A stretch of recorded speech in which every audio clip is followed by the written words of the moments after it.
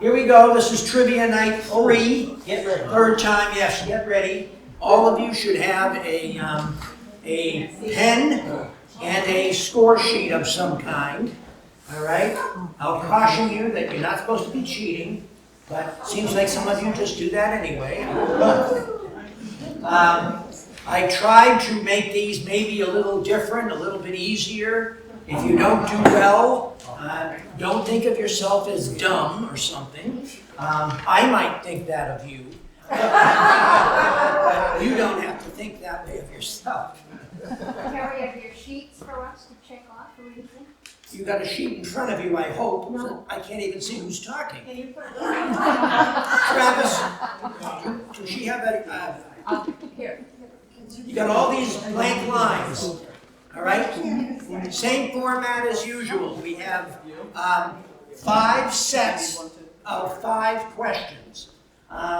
This time, the first one is going to be an image. Who is this? That's always going to be the first question of the set. The second one is going to be a date, but at least I give you some options. It's like multiple choice. The third one will be a date, and you're on your own. And then 4 and 5, God knows where we're going to go. And then after 5, we, just like the old days of elementary school, we pass papers, give it to somebody else who will correct, then we give it back, and we kind of see how you did. And at the end of it all, it's a short evening usually. After 25 questions, we add them all up, and we declare a winner. And if we have a tie, those people will come down front, and I have 3 tie-breaking questions. And we'll see how that works, okay? So, are we ready? Harry, we can't see. Very enthusiastic. Okay, good. All right, here we go. Number 1. Who is this? And you write it on line 1 of the first set of 5 on your paper. Harry, we can't see. You can't see. Oh. Bobby, can you put maybe just 1 set of lights on, or maybe the back lights or something?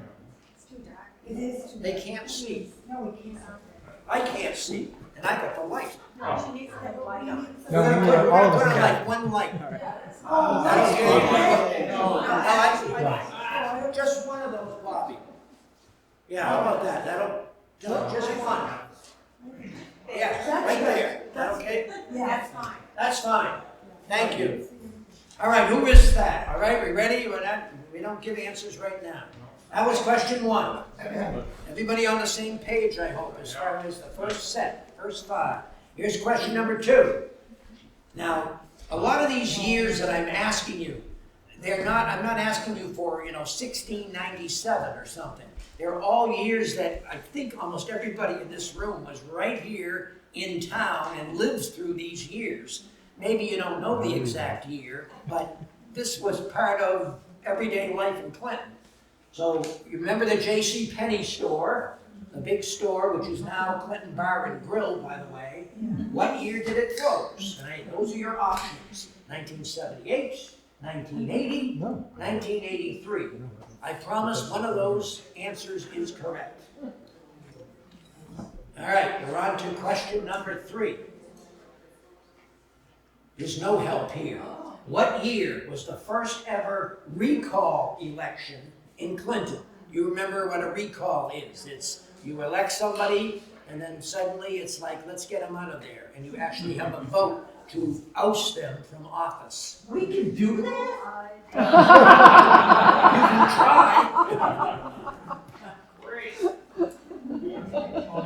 And that's the one with no help at all. You said these were easier, Harry. What? I thought you said these were I easier. thought they were. I happen to live through that one, thank you. Well, All that right. was a big help. Yes, I know, it's a big help. All right, question 4, on line 4. This Clinton High School teacher was one of the first elected members of the Parks and Rec Commission. Parks and Rec hasn't been with us forever, but when it started, when it was very first started, I think that was in probably the 60s or 70s, there was a Clinton High teacher who happened to be one of the people on the commission, duly elected at the town hall. So we're looking for a Clinton High teacher. You don't know any, put my name in there. It'd be wrong, but you can put it in. That's what you were doing. Well, okay. And finally, the last one of this set. Which local company had its product featured in a Hollywood movie in 1992? So it was a product made right here in Clinton, and it was part of a movie made in Hollywood, big time movie, 1992. So we're looking for a local company.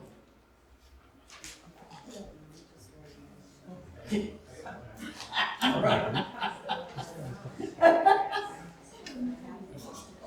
All right. Go with zero. Go with zero. That's the name of the company, or No. that's your point total? That's my expected score. All right, so everybody should have five lines filled in. Give your paper to somebody else, please, as long as you don't correct it yourself. Don't give it to too close of a friend, or they're gonna just give you 100.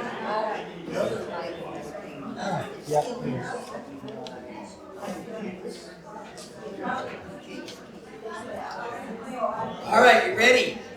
Here we go with the answers. All right, the first one, Congressman Phil Philbin, right? How many had that right? Oh, look at that. Oh my God. All right. You don't know who Phil Philbin is? Of course, 28 years in Congress in Washington, D.C. 28 years. And the only reason he lost is typical politics and what they call gerrymandering, where suddenly in our district, congressional district, we suddenly were paired with Waltham or something like that. You remember who beat Congressman Philbin? Yes, Father Drinan. And about 6 months later, the Pope said, Father, get the hell out of politics. That was the end of Father Drinan. We never heard from him again. But they ousted Congressman Philbin, which is what they, I guess, wanted to do. But we never had such great representation in this town, other than this gentleman. All right, here's J.C. Penney, and I even put the date right there, 1983. There it is. Do you remember what was right beside the store? What was it? Zolls. I guess it depends on the year. So I'm hearing it every year. I was looking for J.C. Penney catalog store. It was right beside the store. I think Zoll's might have been next. I'm No, not sure. Zolls No? was down the corner with the Mexican restaurant. No. Because they were next No, door. Zoll's was in the empty lot, or maybe even closer Zolls to. was a man's clothing store. Then there was the Zolls next on one other side closer of us. to the other way. It wasn't the corner. Swordini's was We weren't on the corner, we were in. Zolls. yeah, same building though. Zolls Right. was 19, High Street. No, What's that? Sugar Zolls Bowl. was 19, High Street. We're going back a few years, that's what's happening. 1999 is the answer to number 3. Had to do with the school committee, had to do with one of my many bosses. The good doctor came from Green Bay, Wisconsin. We didn't bother to check that he had been bought out by Green Bay and thrown out of Green Bay. And we had to do the same damn thing to him in Clinton. So anyway. So that was over that big fight over his contract and everything else. And a group of people on the school committee were recalled, or they weren't recalled, but there was a movement to recall them and replace them with other people who were more politically connected with the superintendent at the time. It was a mess and a half. Next answer. You probably wouldn't have thought that, but Joe From Garrity. Valeria. Yeah, of course, his buddy. So yes, Joe Garrity was one of the first members of the Parks and Recreation Commission, duly elected by the people. Tom, do you remember Joe Garrity looking like that? Do you remember Joe looking like that? I remember him bigger than that. All right, and here's the last one. Weetabix. Let me tell you the story. You got No, it? You I said it, but he didn't write it. Oh, that's his fault. No, there was a movie, 1992, called House Sitter, starring Goldie Hawn. And it was filmed in Boston. And one of the brands that Weetabix did was this Grainfield. That was one of the product names. They had a lot of different products. It wasn't all just called Weetabix. And one of them was Grainfields, which was a very popular brand in California. And apparently it was Goldie Hawn's absolutely favorite breakfast. And she demanded that it be part of the movie. And all the kitchen scenes, there's boxes of Grainfield, breakfast cereal on the table. And so they requested, Hollywood requested 10 cases of Raisin Bran from the Clinton business, and they sent it out. And needless to say, Weetabix enjoyed the publicity. All right? What was the name of that movie, Terry? House Sitter, starring Goldie Hawn. And who else? I have no idea. Okay.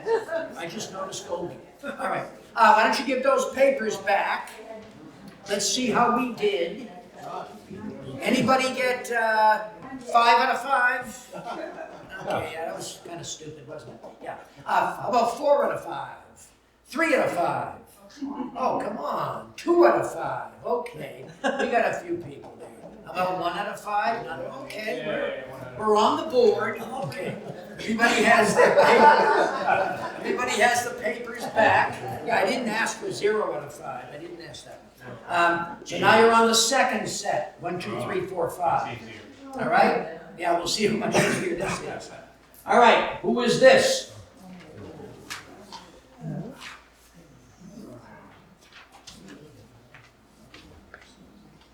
That is question 1. Who is this? I can look at them all day. All right, second one, as promised, the dates, but we gave you some. What year did the CHS girls soccer team win their very first league game? 1988, 1990, 1992. And I know that's kind of a crapshoot, but like a lot of new teams at Clinton High, they didn't start winning for a while. They didn't start winning right away. It took a while. All right, 88, 90, or 92. This would be question 3, another date minus the clues. What year were local women added to the Clinton Lions Club? I'm sure we all think the Lions are quite a progressive group, but what year did they let women in? I know Rotary, I think, was maybe in the 70s or 80s, I think.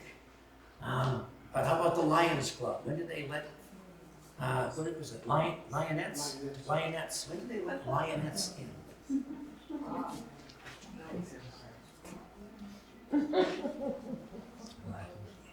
This one is another crapshoot coming up. Number 4 of that set. At which high street business did Red Sox star Louis Tion make an appearance in 1988? Louis came to Clinton, he signed autographs, he was Mr. Personality, which he always was, whether it was on TV or on the field. But he did come to High Street in 1988, and he visited a certain store. It was all pre-planned, of course, and people came in to say hi, and they signed autographs and stuff like that. Sounds like a lot of cheating going on. All right, last one of this set. This famous author, activist, once said, Clinton is located 20 miles between Worcester and nowhere.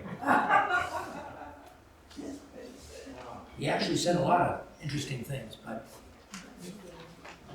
it was in his book, Clinton is located 20 miles between Worcester and nowhere. Easy by foot. That's not the answer. Okay, let's trade our papers again. You've got 5 answers. Trade them. Trade them and weep.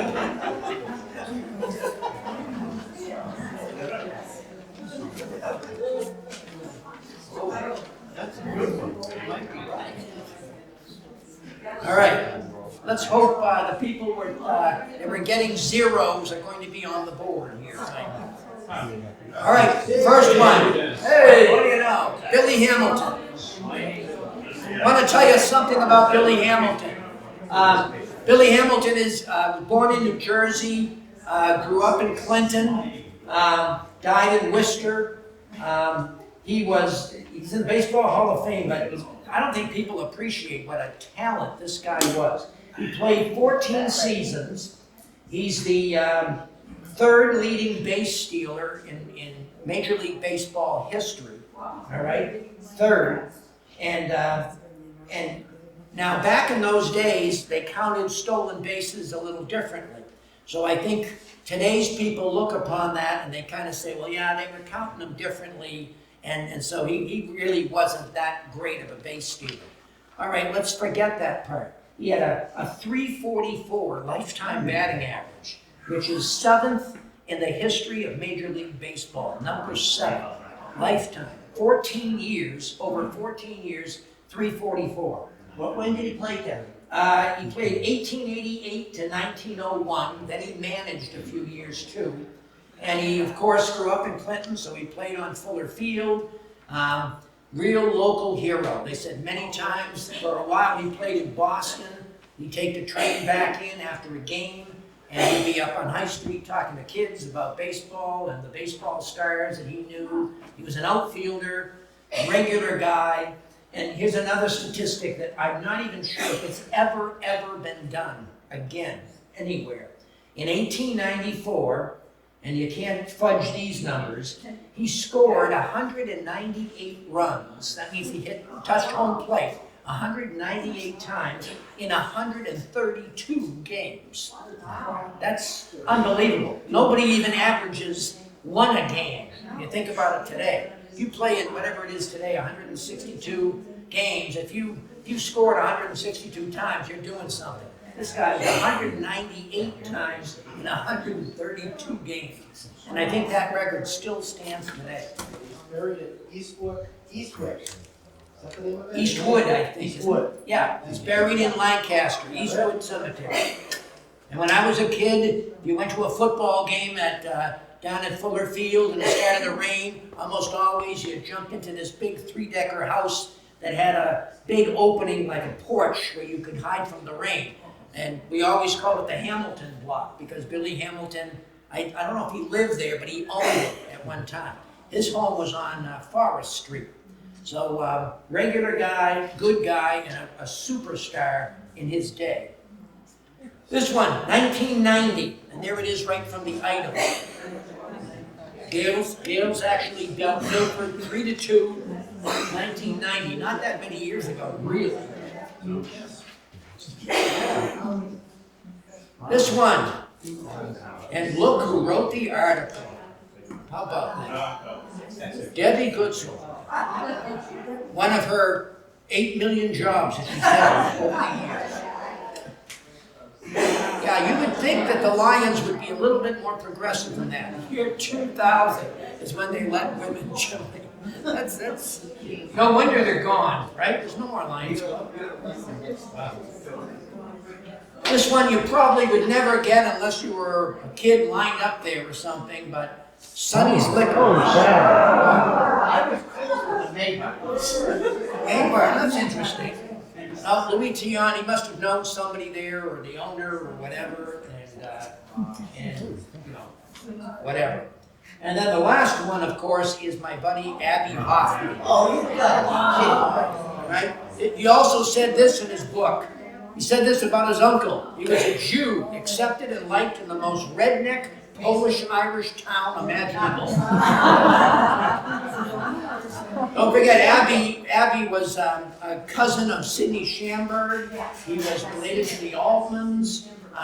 He had been to Clinton many, many times. What's that? His mother was from Clinton. Yes. Yep, and he visited here many, many times. And again, he was quite the character. I think was he one of the Chicago Seven? Yeah. Right. And just, I have his book at home. He's written several books. One of them is titled, I think, "Don't Steal This Book." Right. All right. With that 5, give your papers back, and let's see how you did on that one. Yep.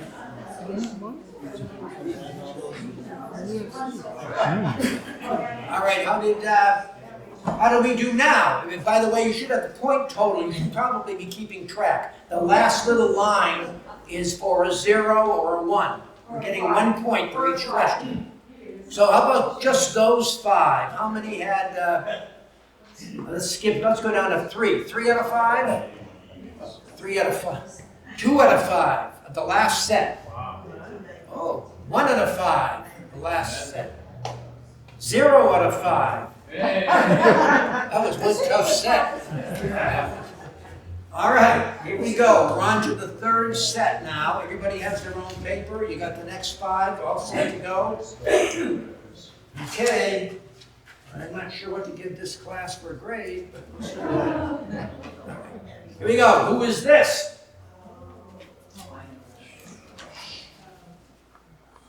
Don't be screaming answers.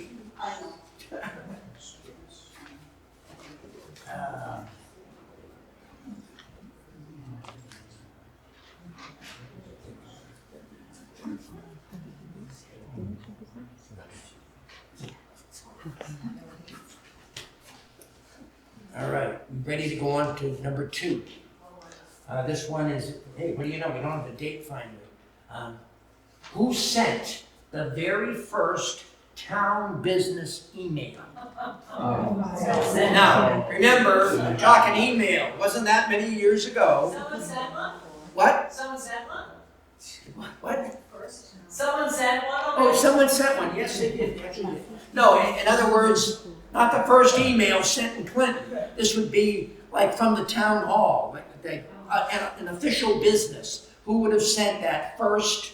I believe it was probably more like a practice email, but somebody in authority or whatever up there sent an official email when the town hall first got its email. So a person or an office? It's a person. I'm looking for a person.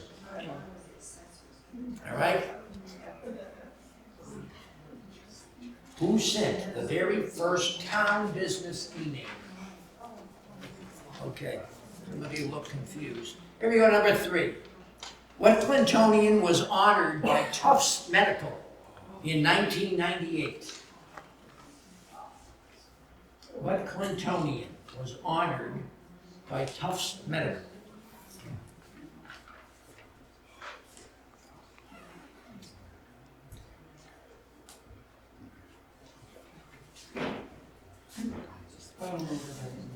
All right, on to, what's this, 4? Number 4. What store had the largest sign ever installed on High Street?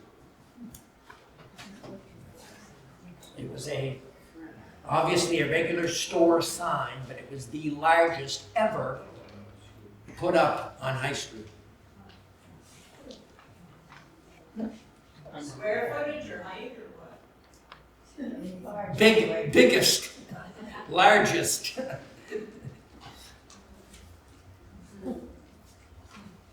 Otherwise, I'd give out the answer. I'd give away the answer. No, not really. All right, can I go on to the last one? Last one of this set. Where was Clinton's first traffic light installed? Very first traffic light. Where was it? So I guess you're talking about an intersection or 2 streets maybe, whatever, however you want to put it. Is that a red, green? Yes. You know what traffic lights are, right? Well, yeah. Blinking yellow is a traffic light too. Oh, that's true, but this is a traffic light.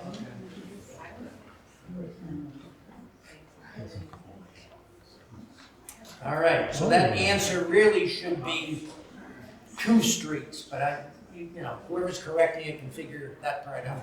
All right, trade your papers again. start thinking.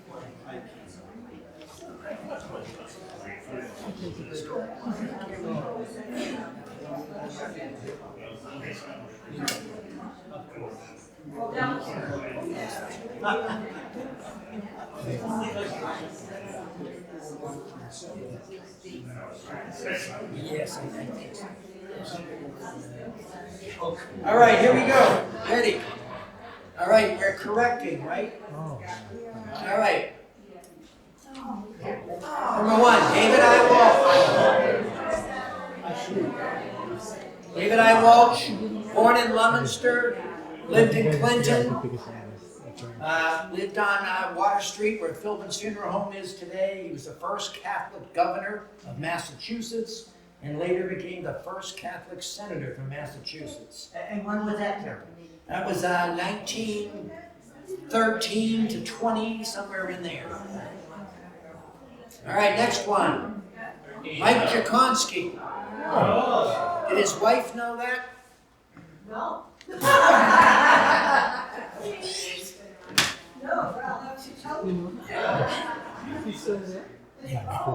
Mike Jakonski, I think, was selectman at the time, and the selectman at the time led the charge to get email, at the town hall and send out town emails, and he, I believe, sent out a practice one, but he certainly made the front page of the item, and unless the item is lying, that's who it was. Who wrote the article? Probably Debbie Goodson.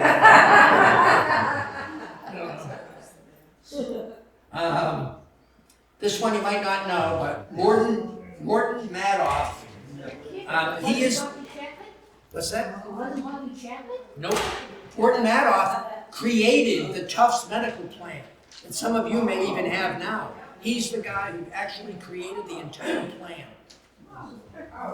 And they finally honored him in that year.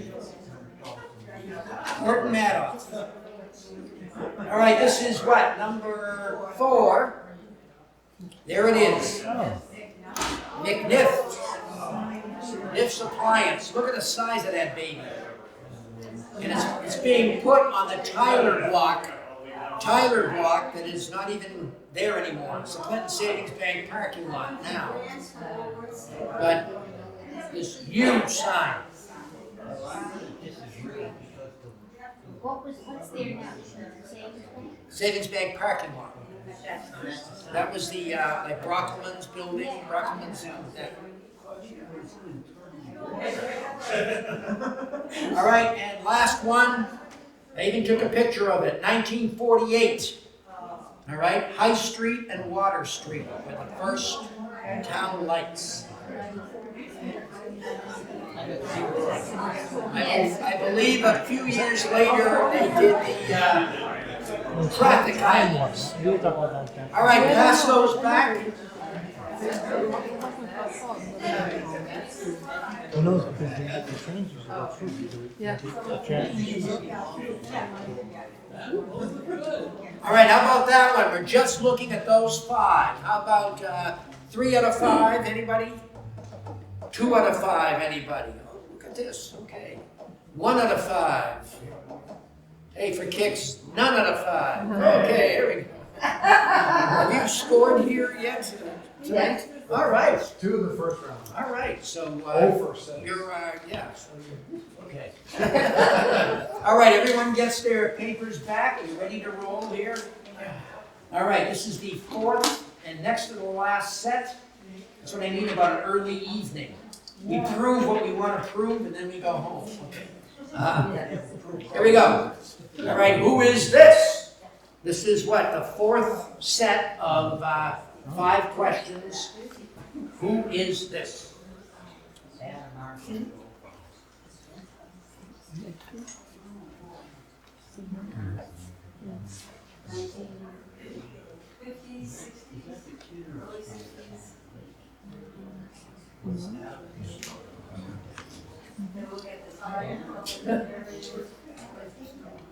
All right. We ready to go on? Number 2. Which Hollywood icon sent a thank you letter to one of the owners of a local garage?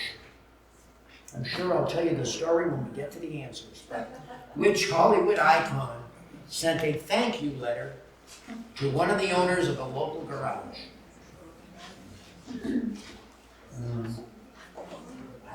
So we're really looking for a Hollywood actor, actress, a big name, whatever.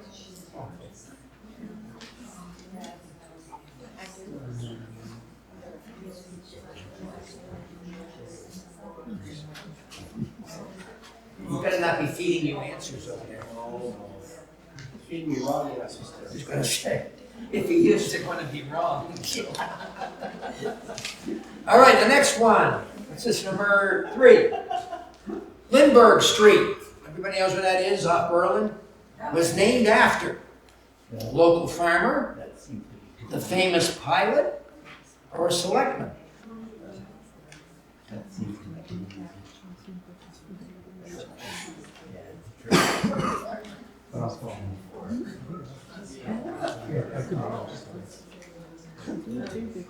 At least I gave you a choice, right?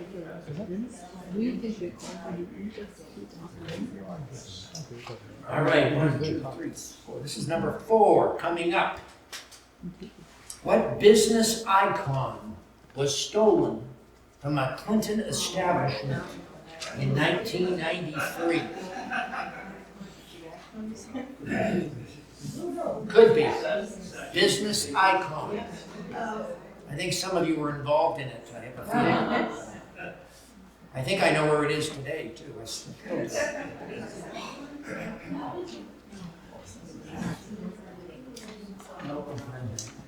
Business icon. All right.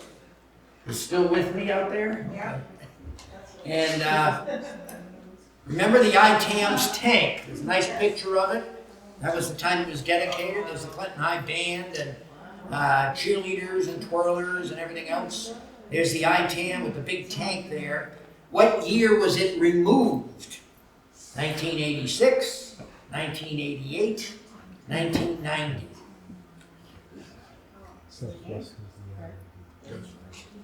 And the ITAM is now up for sale. I just saw it on Facebook today.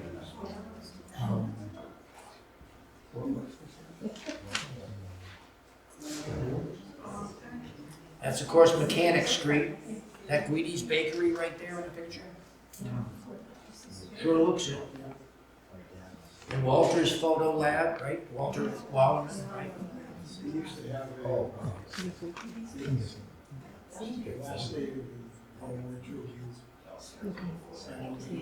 Concentration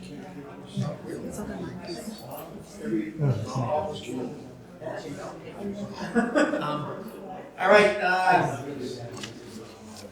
Okay, so now we pass our papers.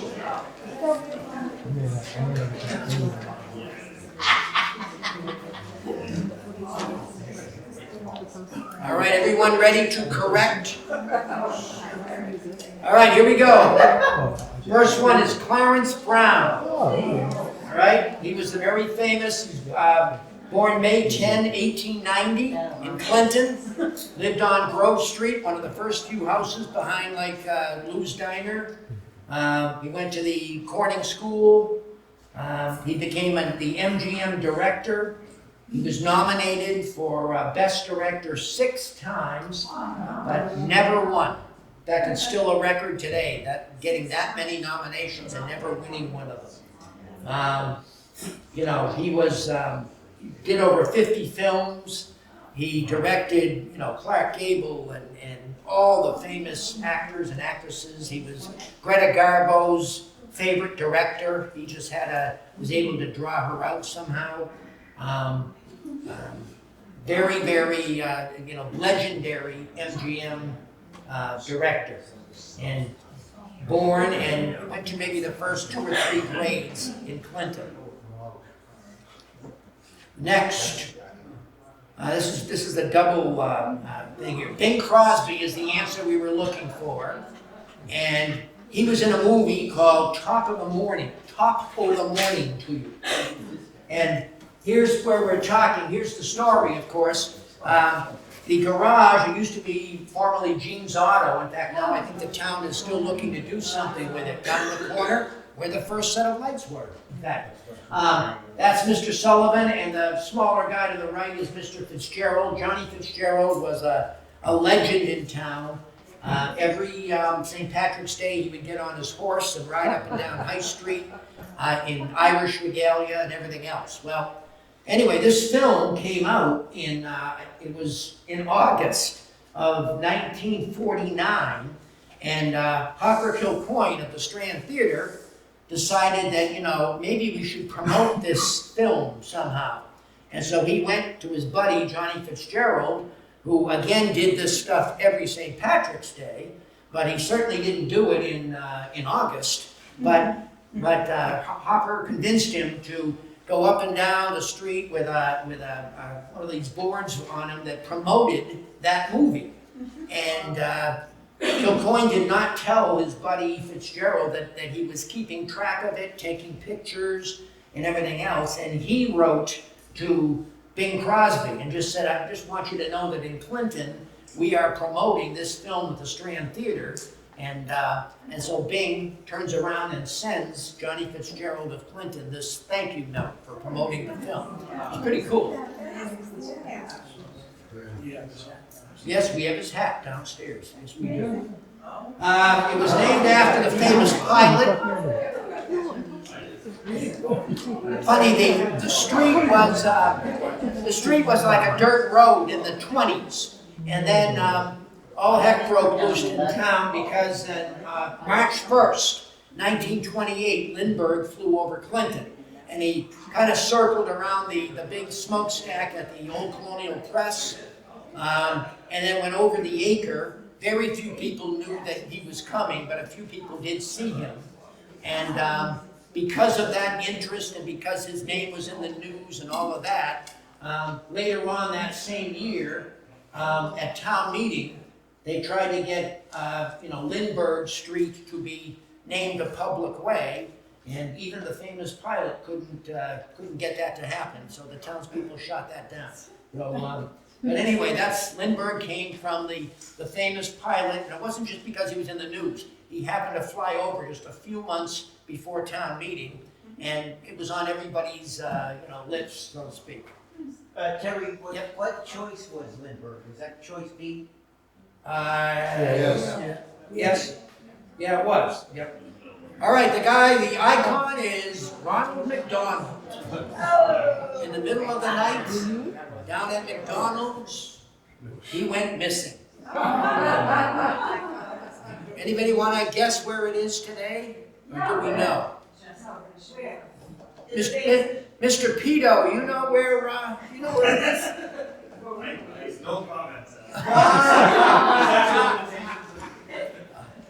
I'm going to say that it's still in a barn on Grove Street. That's the last I heard of it. That's the last I heard too. Okay. All right. So anyway, apparently it's still there, and they've gotten another, I think, Ronald since then.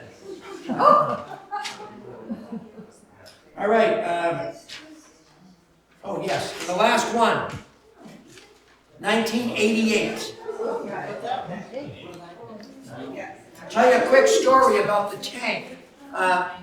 The tank was supposed to be put on the triangle where Clinton High School was. And I think I wrote a story about it, but I think it was the ITAM decided that it would be great to have this tank right at the top of the hill. When you come up the top of the hill, welcome to Clinton, there's this tank aimed at you. So the VFW came out against it, and that was a big to-do. And then they found out about the land, that the land, and I think it might still be today, was meant to be a playground because it was school property, and they decided it wouldn't be too good to put a tank on a playground. So the land was reserved, I guess, for a playground, which it never did become a playground. And so that's when the ITAM said, well, heck, we're going to put it right beside our building, and no one can complain about it. But it wasn't that many years later, it was gone. Oh, yeah. All right, back to, will you have your papers? No, papers back? Yeah. All right, how about that time? We have, this is the last set coming up. 4 out of 5, 3 out of 5. 3 out of 5. Ooh, aren't you cool? 2 out of 5. Oh, okay, not bad. 1 out of 5. Oh, that's more of you. I think we're still doing better, despite all of the complaining. I think we're still doing better than we've done in the past. All right, here we go. Last set. So there should be 5 more lines on your paper, right? And you're giving, after every question, you're giving yourself a 0 or a 1, so we can keep track of your grand total to see if you passed your MCAS test. Okay. All right, here we go. Who is this?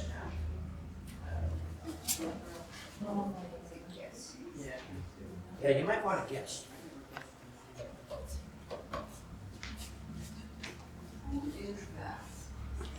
Look familiar?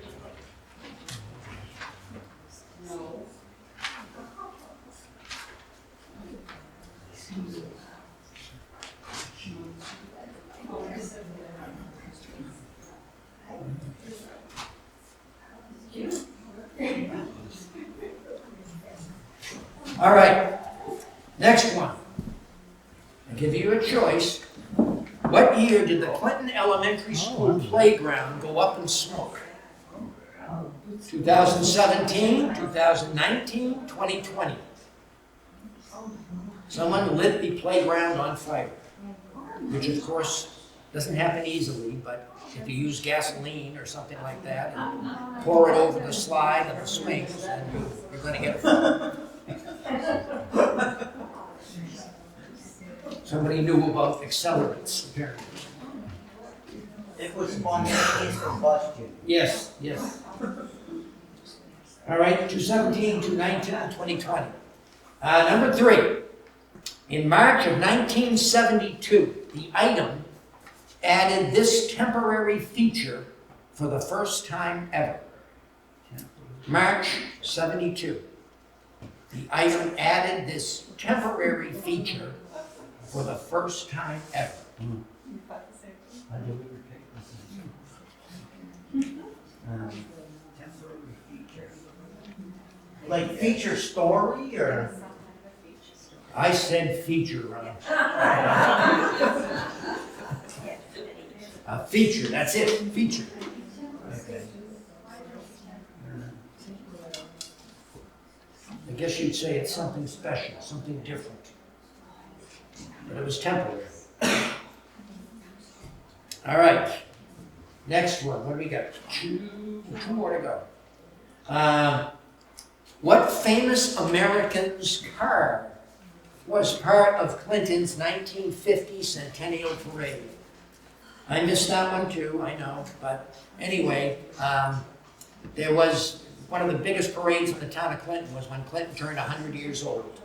And there was a special car featured in that parade that belonged to a famous American. Who was that American? Who knows?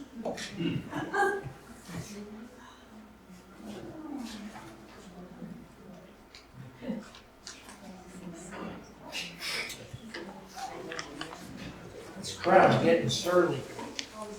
Okay.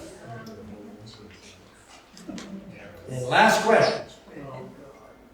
Oh God, no, it's not that. What Clintonian helped maintain order in Los Angeles during the Rodney King riots?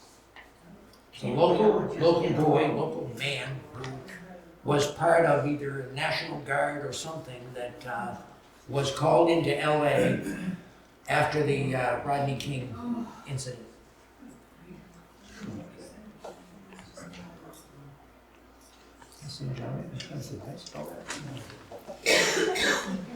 All right, Okay. time to, Just a big fat zero.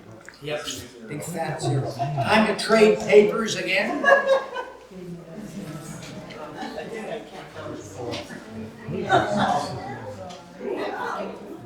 All right, here we go.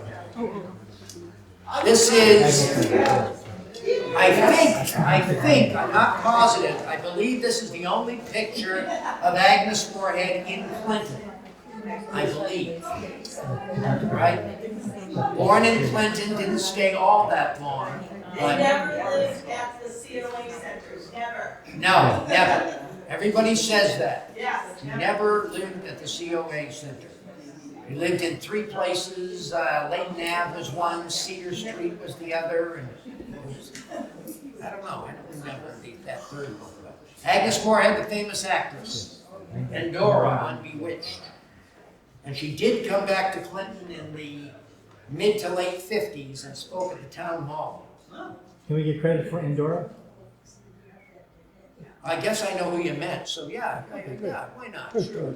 I'm easy like that, you know, I'm sure. I know what you meant. Here we go. July 29, 2017. I gotta tell you this story. Get out of the light. Can I get out of the light for a second? Gotta tell you this story about this. I know this doesn't mean anything to you. Big deal. July 29, 2017. Yes, some idiot lit the place on fire. No doubt about it. But it was a Saturday morning, and I was having breakfast with my wife, having coffee and chatting or whatever. And my sister, who works at the Clinton Elementary School, sent me that and said, "Did you see this?" I said, "Oh my God." So I rushed to get my keys, you know, and I said, "Gotta go." And my wife says, "Where you going?" I said, "I gotta go to Clinton Elementary School. The playground's on fire." And I take another 2 or 3 steps, and she says, "Where are you going?" And she's not deaf. So I crossed my mind for a second. Why the hell is she asking again? But anyway, I said, the Clinton Elementary School, it's burning the playground. Well, then by the time I hit the doorknob to go into the garage, she then changed her question and said, "Why are you going?" And the reason she said it was, I had retired the day before. And I'm so used to 8 years of doing that, a slug of coffee and running those door. And to be honest, I remember going back to my cup of coffee and almost being disappointed. It was weird, but I was so used to that kind of weird life that, you know, and Steve Meyer was so new, the fire department didn't even have his phone number yet. And so Rob Rulo, the principal, was there, thank God, and he gave them the number. But as I sat there thinking about it, almost feeling sorry for myself, that's how retirement started with me. I realized that, no, I not only can't I go, I should not go. I would be stepping on somebody's toes. Somebody's going to say, "Why the heck is this clown here? He's gone, he's done." But really weird. That's why I'll never forget that date. Anyway. But yeah, he started the fire. And funny though, Steve did have a really funny line though. The next time I saw him, he said, all I could do was picture the headlines. Ngannou retires, school goes up in flames. It was good. Here we go. Green ink. That's what it was. Of course, March should have clicked on you guys. Come on, St. Patrick's Day. And now every year, I think, for St. Patrick's Day, we have a green banner or newspaper or something. Debbie Goods will write any of those? I don't think so. Next one, Amelia Earhart. Amelia Earhart's Roadster was actually, 1922, was actually in our parade in 1950.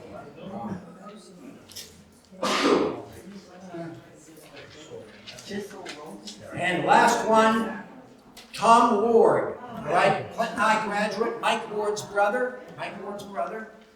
He was called into duty, and he was there amidst all that crazy going on in LA.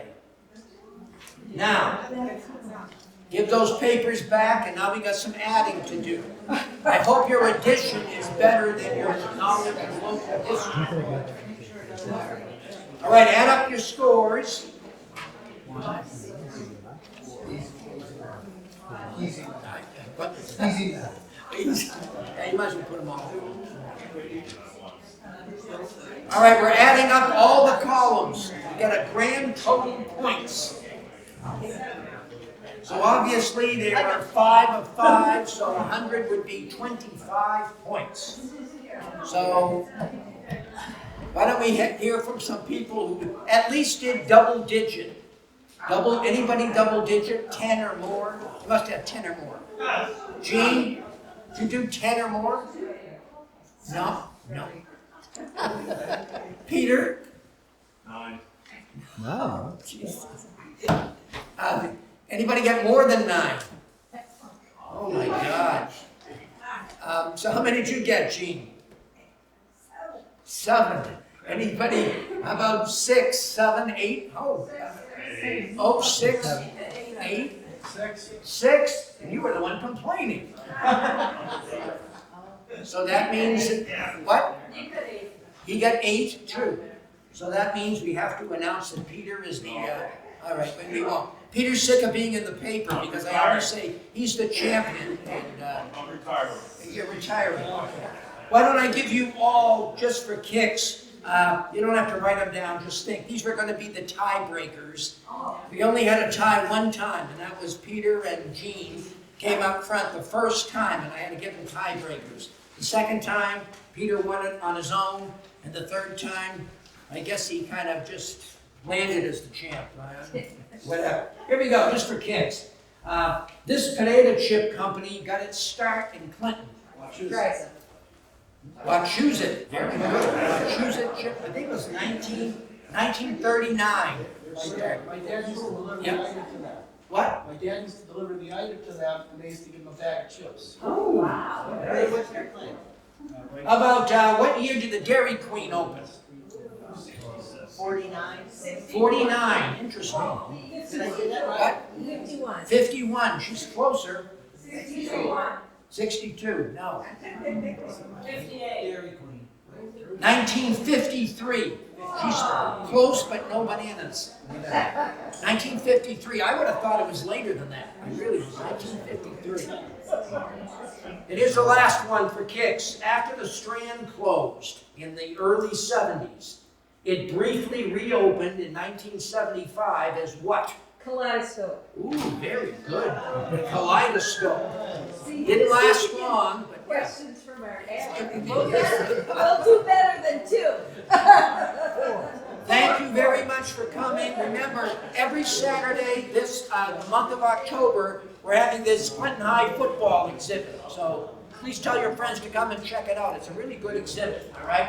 You have plenty of coffee and everything else. What? If you enjoyed this, you should come to the Dollman's Club where Jerry's featured every first Tuesday. Oh, yes, yes.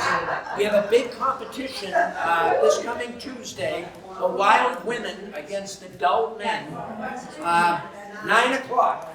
Something to do with food and food history. Thank you again for coming. Feel free to throw those